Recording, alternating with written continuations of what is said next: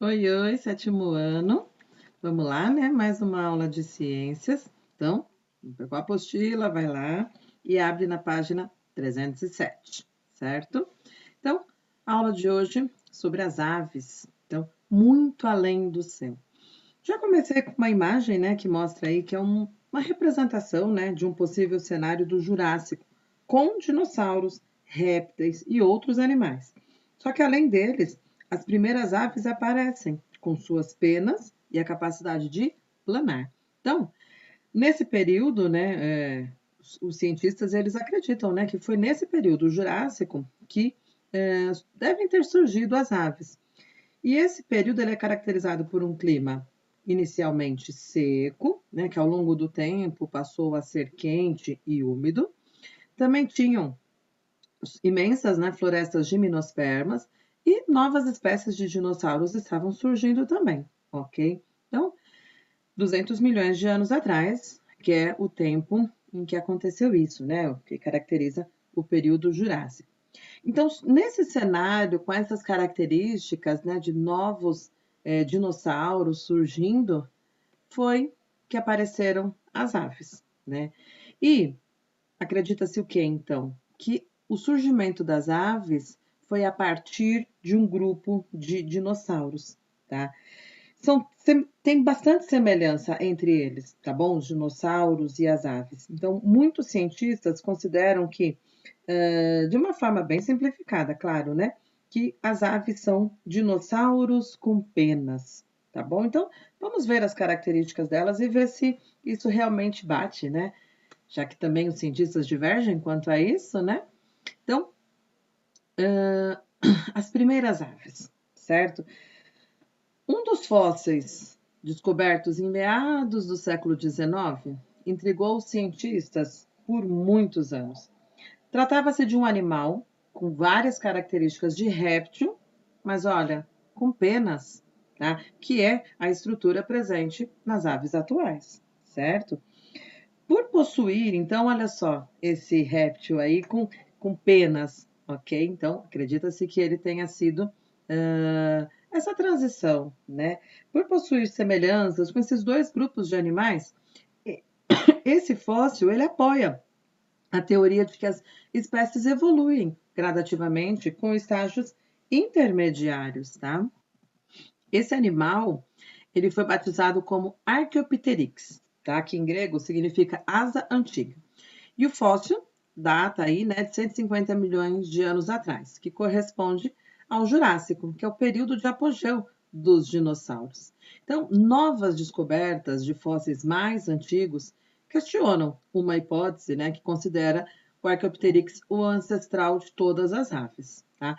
E ainda hoje mesmo, os cientistas ainda não chegaram a uma concordância a esse respeito. Agora, como é esse fóssil, né? Porque pela imagem, beleza, mas tamanho, característica, né?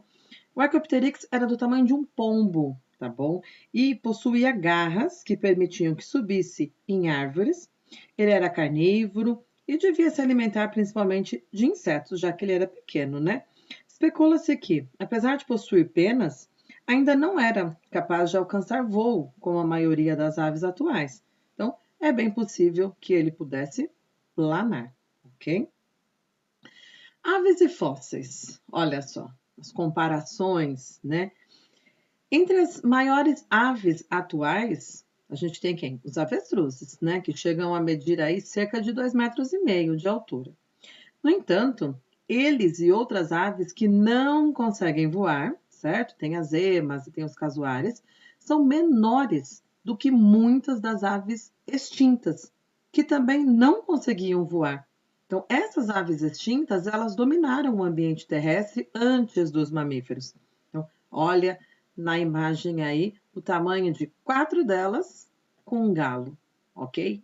Para nós, hoje, a avestruz é a maior, mas olha a comparação dessas aves extintas, ok? E elas dominavam, né, o ambiente naquela época, ok?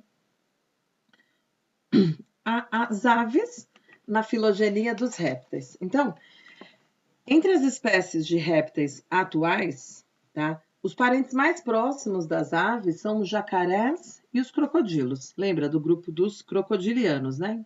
Então, pode parecer estranho, com certeza, né? Porque a maioria das aves, elas são delicadas, elas são leves, e elas são capazes de voar, né? Tem a característica aí de cantar.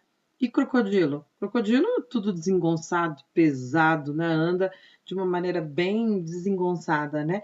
Agora, o estudo da história evolutiva das aves e répteis, além da constante descoberta de novos fósseis, permitiu que os cientistas traçassem um parentesco entre esses animais que aparentemente são distintos, né? Então, tem características que colocam sim eles lado a lado, né, nessa evolução, colocando eles bem próximos. Então, não é só aparência, tá? Quando se constrói uma árvore filogenética, não é só aparência. Nós temos muitas outras características. Então, vamos começar a ver, né, quais são essas características. Então, olha só.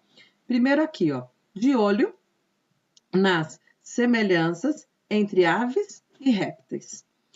Algumas características compartilhadas evidenciam que aves e répteis são grupos muito aparentados, tá? Aliás, como mostrou a filogenia acima, mas que está no nosso slide anterior, né? As aves descendem de um grupo de dinossauros. Entre as características mais comuns a répteis e aves, olha só, característica comum a esses dois grupos, aves e répteis, é o quê? Pele seca, certo? E o fato de ambos botarem ovos com casca. Então, nós estudamos isso lá nos grupos dos répteis, e agora essa característica permanece no grupo das aves, tá? Qual outra característica em comum com esses dois grupos?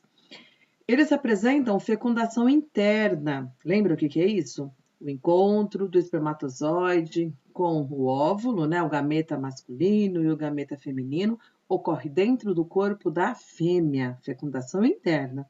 Lembra que os anfíbios, esse encontro era na água, era fora do corpo da fêmea? Aí, quando chegou ao grupo dos répteis, a fecundação passou a ser interna. E no grupo das aves ele permanece. Outra característica, desenvolvimento direto. Como assim? Não passam por metamorfose. Quando sai o animal lá de dentro do ovo, ele já é uma miniatura do adulto, né? Já tem características muito próximas da do adulto, só falta crescer, certo? E aves e répteis têm outra característica. Segue aí no texto, ó, escamas, tá? No corpo dos répteis todo tem escama e na perna, tá? Nas pernas das aves. Não vai ter no corpo inteiro das aves, mas nas pernas, tá? Mais uma característica, tá? Além disso, olha só, alguns répteis, como as tartarugas, possuem, assim como as aves, um bico córneo. Tá vendo? Tá no desenho aí dessa tartaruga marinha. Esse bico córneo, ele é formado por uma proteína muito resistente. Essa proteína se chama queratina. E é a mesma substância aí encontrada nas unhas, nas garras e nos cascos dos mamíferos. Então, olha quanta característica, né, em comum tem réptil e ave, tá bom? Pele seca, ovo com casca, fecundação interna, desenvolvimento direto, certo? Não passa pela metamorfose e escamas, certo? Além disso, o bico córneo. Bico córneo não são todos os répteis, ok? Alguns répteis têm bico córneo, mas é uma característica que coloca eles, sim, muito próximos aos das aves, ok? A gente vai agora falar um pouquinho sobre adaptações e formas, tá bom? Ao longo do processo evolutivo, algumas espécies de aves adquiriram uma série de adaptações que as tornaram animais voadores por excelência, tá? Quais são essas características, né? Quais são essas adaptações? Penas e ossos porosos, tá bom? Então, essas duas características fazem com que essas aves sejam leves e consigam voar, ok? Então, aqui tem uma coruja do mato, tá bom? Ela tem aproximadamente aí 40 centímetros de comprimento. E você verifica que estão sendo indicadas estruturas que você conhece como penas, né? Estão sendo indicadas aí as penas, porém com nomes diferentes, né? Remiges, tectrizes, rectrizes, o que é isso? Então, Quando você observa uma ave, você consegue perceber que as penas não são todas iguais, tá? Então, as penas, elas podem ter várias formas, cores e tamanhos. Nas aves que voam, as penas das asas, tá vendo? São chamadas de rêmeges. Costumam ser bem desenvolvidas e aerodinâmicas. As tectrizes são pequenas, mais delicadas e cobrem o corpo. E olha só, o último grupo de penas, as rectrizes, compõem a cauda e são bem desenvolvidas. Então, não só o fato da ave ter pena, tá bom? Mas essas penas também são adaptadas ao local do corpo em que ela se encontra. E aí ela vai ter uma função, claro, né? Então, você consegue perceber que as penas, elas têm funções diferentes no organismo, né? Então, olha, as penas, além de auxiliarem no voo, ajudam a manter constante a temperatura do animal. E quando elas estão sobrepostas, certo? Principalmente as tectrizes ali, né? Elas formam uma capa protetora que protege o corpo do ambiente externo e reduz a perda de calor. Como consequência dessa e de outras adaptações, tá bom? As aves, elas conseguem viver em locais de baixas temperaturas, porque elas conseguem, né, com essas penas, se proteger um pouco desse frio, ok? Agora, nem todas as aves voam do mesmo jeito, certo? E a gente tem algumas aves que, inclusive, não conseguem voar. E aí você vai lembrar das avestruzes, né, e das emas, que são americanas. Mas aí, para compensar essa capacidade que ela não apresenta, né, que é voar, elas são corredoras, né, são excelentes corredoras. Então, as aves estão adaptadas ao voo, mas aquela que não consegue voar tem outro tipo de adaptação ao seu ambiente, à sua sobrevivência, certo? Falando de mais adaptações e de formas, olha só, os pés das aves também, né, são adaptados de acordo com o ambiente em que vivem. Então, você vê aí 4 tipos de adaptações, ok? Patas adaptadas para andar, patas adaptadas para nadar, tá bom? Tem o mergulhão e tem o pato representado aí. Você percebe que para nadar precisa ter aquela membrana entre os dedos, né? Para poder movimentar a água, ok? Para capturar, tá vendo? Garras, né? Muito afiadas e dedos, essas unhas ao mesmo tempo muito curvadas, né? E os pés também adaptados para escalar. E aí na imagem I você tem os pés, né? De um pica-pau, ok? Que mostra a disposição das unhas e como que consegue, né, se prender na madeira e ir escalando, ok? Outra adaptação que as aves apresentam é com relação ao bico, tá bom? Então, as aves, elas possuem bico de formas variadas e cada tipo representa uma adaptação que possibilita ao animal obter determinado alimento. Então, você tem aí, ó, por exemplo, o bico forte, curvo da arara, que lhe permite quebrar frutas e sementes. O bico fino e comprido da garça, que lhe possibilita se alimentar de peixes, tá bom? Então, você tem aqui uma pequena demonstração, ok? Dessa adaptação, de como que esses bicos estão adaptados à forma, né, desse animal obter esse alimento, ok? Então, vamos lá para mais uma curiosidade, né, do grupo das aves, que é a curiosidade sobre os pinguins, né? Os pinguins, eles são aves curiosas, que apresentam algumas características particulares, né? Muita gente até esquece de classificar esses seres como aves, né? A maioria das espécies vive em ambientes muito frios, certo? Eles não voam e andam de maneira desengonçada, mas nadam extremamente bem devido às suas asas modificadas em musculosas nadadeiras. Além disso, eles viajam longas distâncias, caçam e nadam durante meses, muito longe da costa, podendo chegar até outros continentes. Voltam para a terra firme na época da reprodução, quando constroem os seus ninhos, ok? Então, na imagem A, você tem uma foto, né, mostrando os pinguins de Magalhães, que tem cerca de 70 centímetros de comprimento, tá bom? E habitam aí as regiões costeiras da Argentina, Ilhas Malvina e Chile, ok? Mais um pouquinho sobre as aves. Então, a parte da reprodução, certo? A reprodução é com estilo, né? As aves, elas têm comportamentos muito particulares. Então, primeiro, elas precisam conquistar o parceiro, tá bom? Esse é o primeiro passo. E aí, tem um ritual muito conhecido como corte. E esse processo de corte, tá? Ele varia de uma espécie para outra, tá bom? Tem casos aí que o macho, né, ele exibe uma plumagem colorida e exuberante, né? Faz movimentos como se fosse uma dança, cuidadosamente coreografada, tá bom? Então, dessa maneira, o que ele faz? Ele vai tentar vencer seus concorrentes e tentar ser escolhido pela fêmea, né? Esse é o alvo, é ser escolhido. Então tem que dançar de acordo com o que a fêmea está esperando, ok? Uma vez que o macho é aceito pela fêmea, agora eles formam um casal, certo? Só que a maioria das aves, né, muitas delas, esse casal ele perdura por toda a vida, certo? Na época de botar os ovos, ambos constroem um ninho e geralmente o macho procura alimento, enquanto a fêmea choca os ovos e cuida do filhote. Mais uma, né, das características assim lindas, né, digamos assim, das aves, e uma característica, né, é o canto, certo?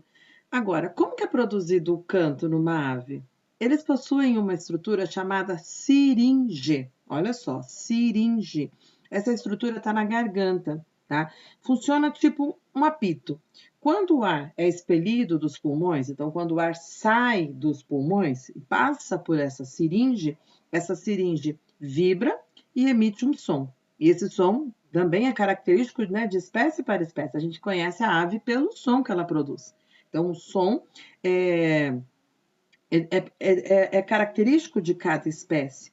E ele tem diferentes funções, certo? Demarcar território, alertar sobre possíveis intrusos, denunciar predadores, atrair a fêmea durante a corte, certo? Ou ainda, claro, chamar os filhotes para perto quando de repente vê algum perigo ou simplesmente para trazê-los, né, no caminho que eles estão seguindo, ok? Então, ó, aqui eu vou mostrar para vocês agora apenas uma demonstração, assim, uma pequena diversidade, né, das aves. E aqui as do Brasil, ok? Aqui tem apenas alguns exemplos, tá bom? E o tamanho aproximado que essas aves têm, tá bom? Algumas muito já conhecidas de vocês, mas eu dou destaque para letra E. Olha só, a ave da imagem E é o urutau, tá bom? Ela consegue ficar aí bem camufladinha, parecendo que é o próprio tronco da árvore, certo? Essa é característica aí, é uma ave, né, brasileiríssima. E aí, vamos para a parte, né, que vocês têm atividades para fazer, ok? Então, página 310, atividade 1, 314, você tem os testes, ok? São 2 testes apenas. A tarefa de casa, em que um dos exercícios é um mapa conceitual, que você vai colocar aí os elementos de ligação, ok? Para dar sentido nesse mapa conceitual e para fechar a atividade complementar, que, claro, né, é uma tabela para você reunir todas as principais características das aves, ok? Na nossa aula online, vou fazer as devidas correções e aguardo vocês lá, ok? Até mais, pessoal.